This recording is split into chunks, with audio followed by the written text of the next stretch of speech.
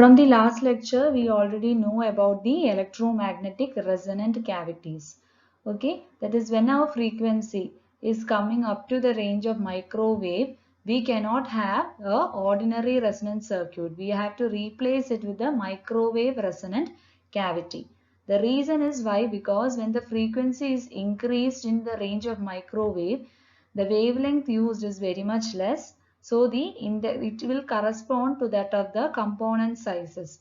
That is, the inductance, capacitance, etc. must be otherwise reduced to a minimum in order to maintain the resonance at operating frequency.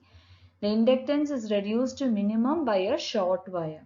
Okay, so to avoid all the unwanted radiation, we come up with the resonant, electromagnetic resonant cavities. And as we seen from the last lecture, there are three types of resonant cavities: a rectangular cavity resonator, a circular cavity resonator. Now we will concentrate on our reentrant cavity. What is the concept of a reentrant cavity and the resonant frequency in a reentrant cavity? Now, what is the concept of reentrant cavity? A reentrant cavity is one in which the metallic boundaries extend into the interior of the cavity. Okay, as you can see in all these examples, the metallic boundaries are also extending to the interiors of the cavity. So you can have several examples of reentrant cavities, out of which the commonly used reentrant cavity is the coaxial cavity. So the first example is that of a coaxial cavity. Okay, other examples are also given: radial cavity, tunable cavity, toroidal cavity and butterfly cavity. The most commonly used reentrant cavity is the coaxial cavity. Now, in order to calculate the resonant frequency of the coaxial cavity, we can use, say, approximation using transmission line theory. Okay, so the equation shown here, noted by ZO, which is the characteristic impedance, it is the characteristic impedance of the coaxial line is given. 1 by 2 pi root of mu by E ln B by A. Okay, so the first figure shows a coaxial cavity and the second figure shows the cross section of the coaxial cavity.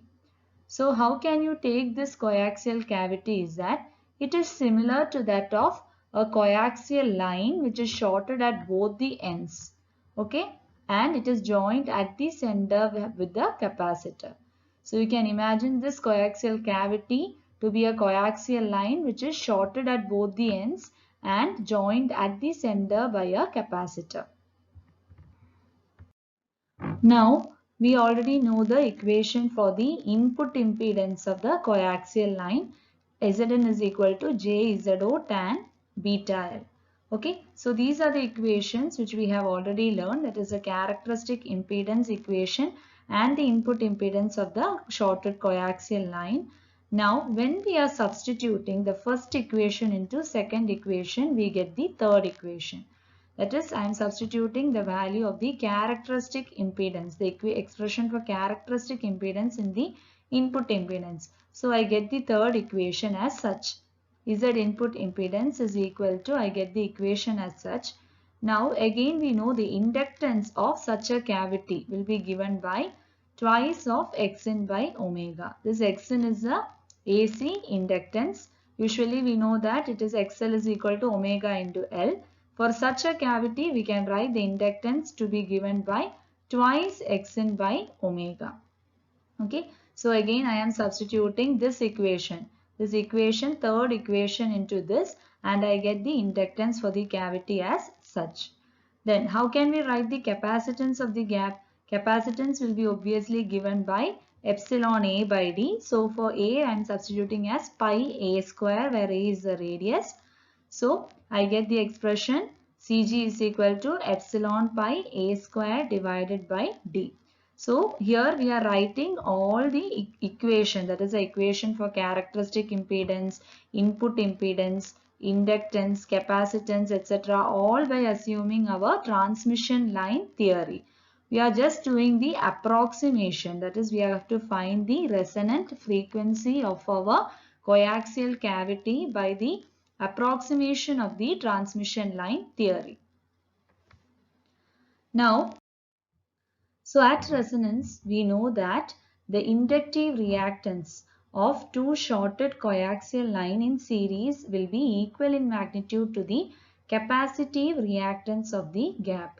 Obviously, we are having two shorted coaxial line joined at the center by a capacitor. So the capacitive reactance of the gap will be equal to that of the inductive reactance of the two shorted coaxial line. That is, at resonance, the energy stored in the electric field and magnetic field will be equal. So we can write the inductive reactance omega L is equal to the capacitive reactance 1 by omega Cg. So when I am substituting for this from the previous equation, that is substituting for L and Cg, I get such a expression. Now here I have made a modification, that is, instead of 1 by root of mu epsilon, I have replaced it with V, where V is the phase velocity in any medium.